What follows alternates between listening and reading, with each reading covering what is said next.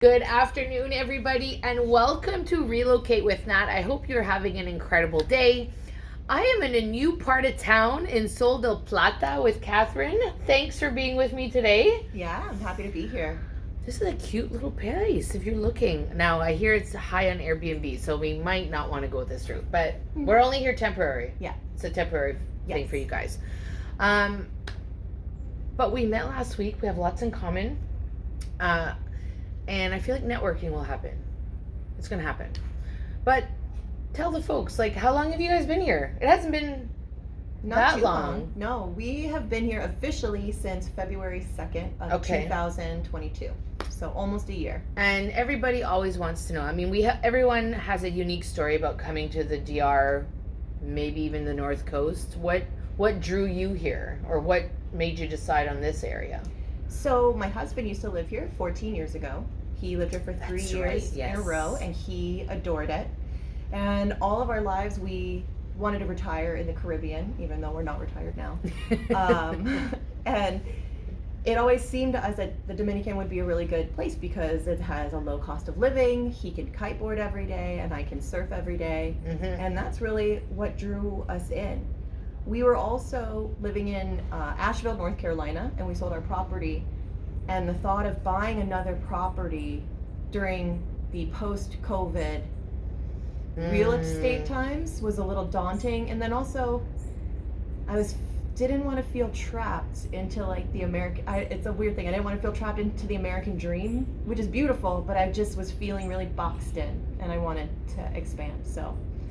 And I think that the DR really is providing that for a lot of families, right? And I don't know if it's the DR dream or the Caribbean dream. And, we are not at retirement age, either of us. But it's sort of that feeling of why wait? Yeah. Why are we going to... And I remember a friend saying that to us. Like, we had sold our home, and she said, well, why don't you just wait for, your daughter to finish school? And I'm like, but what are we waiting for? For 3 months of school? And at the time, it was in a position where the kids had to wear masks all the time, and that we weren't big fans of that. So we thought, why wait? Yeah. And I think that's, I meet people all the time, and they'll say, oh, maybe. And I'm like, well, what are you waiting for? And people get caught off guard with that because they don't know what to say. And I think it goes back to, and maybe this will relate to, my husband and I have had this conversation multiple times of, we are expected to do certain things, right? Get married and have a job and, buy a house, have children. Yep. The white picket fence. The fence. There are fences here, but they're not white picket. No. There's a lot of rock. Yeah. So what are the things? Okay, so you obviously had so many. You had a background. Your husband had background. He's a musician. He is a musician. So he's performing here regularly. We'll drop the next time. Or maybe the website where we can find out where he will be playing. He can be found on Spotify too, and iTunes.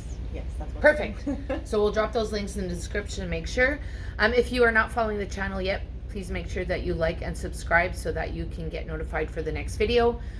But what are the things that, like, you after a whole year, like, regrets?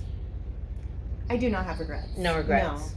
No. We went back to the States for 3 weeks, and while it was wonderful to be in a first world country where things happen at a regular basis and I wasn't on guard at all moments while driving, I was very relieved to come back home here to the DR. Your stuff, Yeah, there's some type of freedom that exists here that's not the same in the United States, where I don't let my child too far out of my view, but I'm okay with him running down the beach and up ahead, and I don't worry about it. This is also the land of free dogs. My dog can go everywhere I go without a leash, and nobody's going to say anything, and nobody's even scared of her. They're like, oh yeah, another dog. And yet another one, yeah, there absolutely.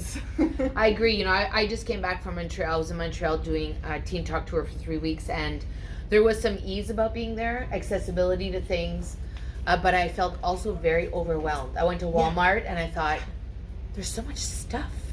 And the people weren't very happy. That I felt the energy was a little bit heavy in the store. But I just remember thinking, like, looking around, and there was a lot. And one of the things that I love about being here is the simplicity of that. And we've gone so simple that we've even maybe not even going to get a Christmas tree. Yeah, we made our Christmas tree. Well, I'm gonna look for one later today. I'm gonna see, but I like to be creative. I like to use what we have, and that drives my husband a little bit crazy because he likes to stick to but it's the cost too, because a lot of things get imported, so you have to decide, is it worth importing that thing? Yeah. Because not only do you have to pay shipping to Miami, but you also then have to pick it up and pay a fee per pound. So I know I was ordering from a wellness company when we first arrived, saving all the money, but then I was paying $25 in pickup fees, so I was not saving any money. No. You can get around that though if you ship via ocean instead of via air. And then it goes by how big your box is on the boat, which is a different price. Interesting. Yeah. But it takes longer. Takes longer. Yeah. Yeah.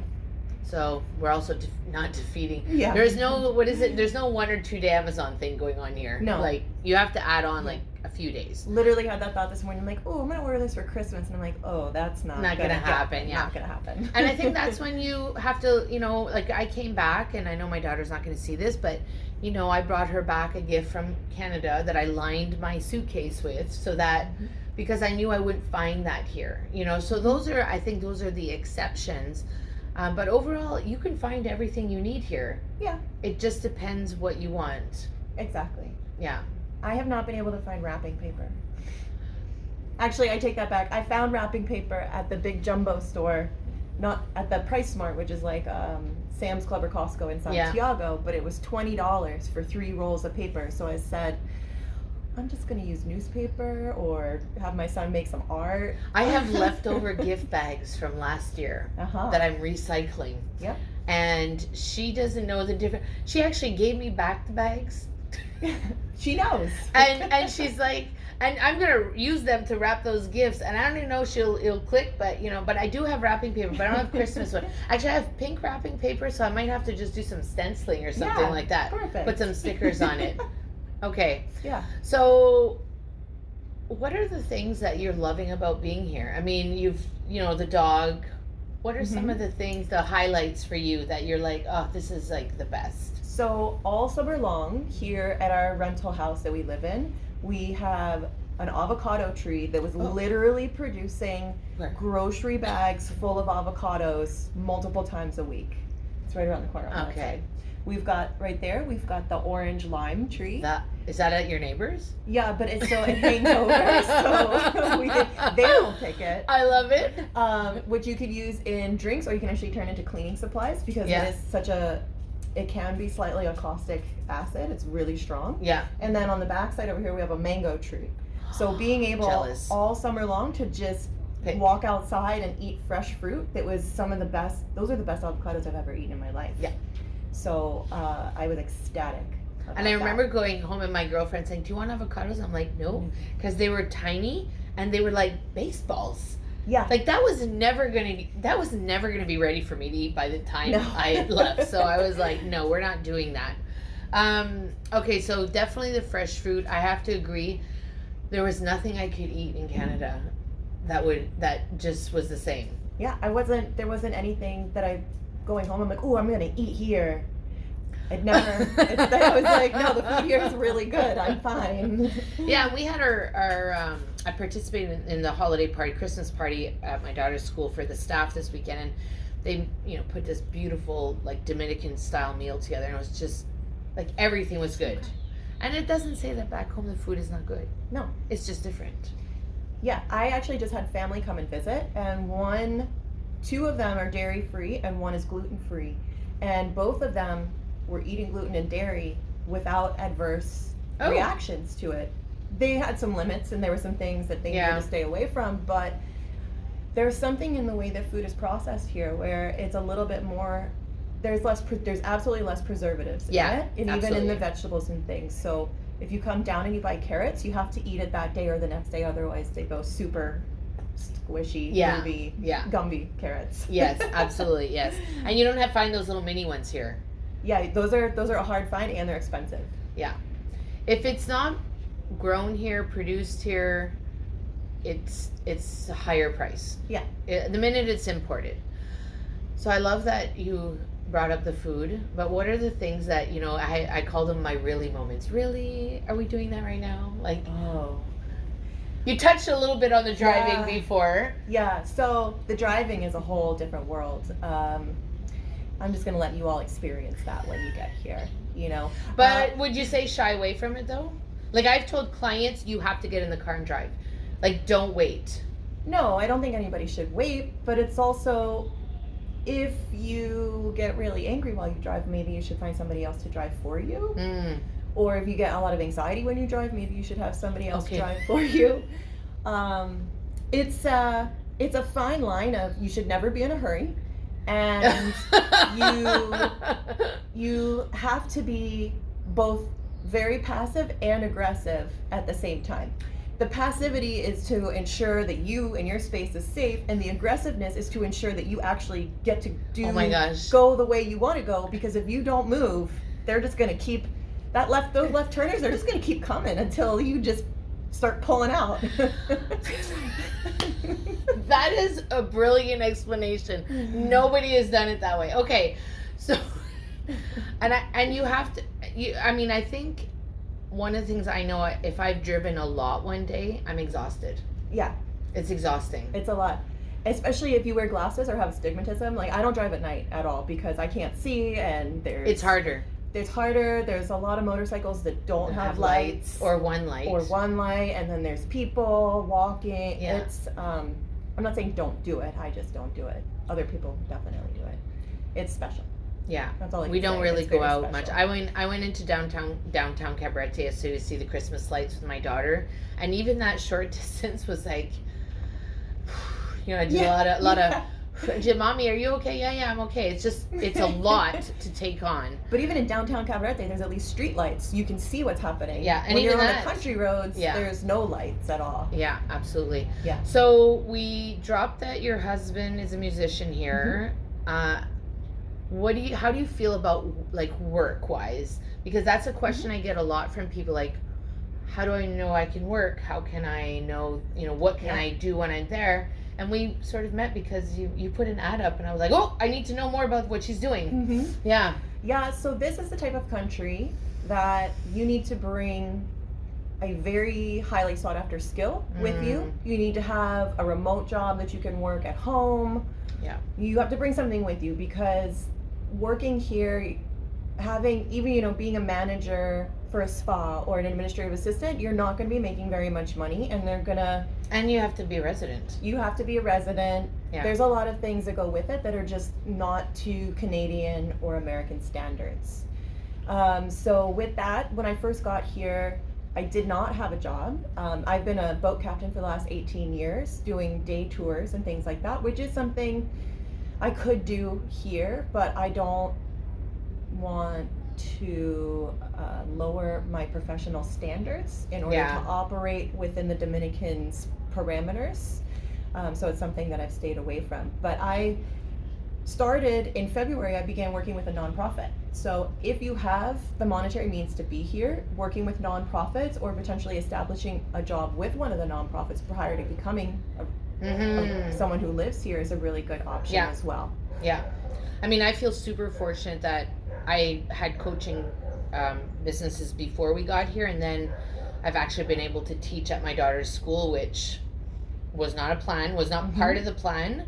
I just thought I was going to do everything remote, online, courses, coaching, etc. And now, it's one school, potentially another school, and who knows where it can go. And I'm going to go back to Canada. I'm going to do it, go back and forth because I can.